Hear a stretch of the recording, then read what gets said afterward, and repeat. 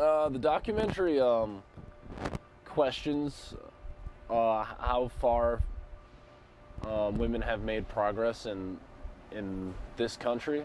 Basically place the causation of female oppression on a market economy or market demand seems kind of immature. It talks about how women in particular, but they also addresses men, have been viewed by society, and primarily through media.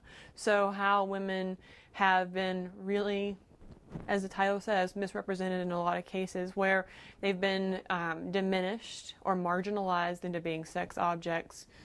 Women who don't have a brain, that can't think for themselves. It just kind of talks about how, if we were to look at it from a societal perspective, about what media has done to impact how we view women. There's a lot to be said for how genders are objectified in the media.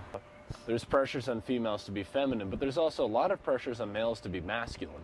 It has an activist component in that they have a Facebook page and a website where you can sign up for a pledge to help do something about it. So what can we do? That's what the documentary in its preview ends with, is the question of what can we do to combat this. I think the responsibility is not the media, it's upbringing, it's your parents.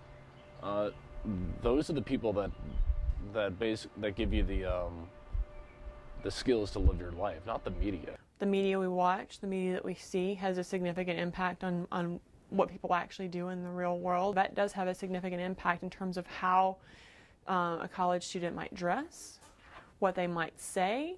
I think that this topic's really important, and I was really excited to see the turnout and its representation the other night, because it shows that it's an issue that needs to be addressed.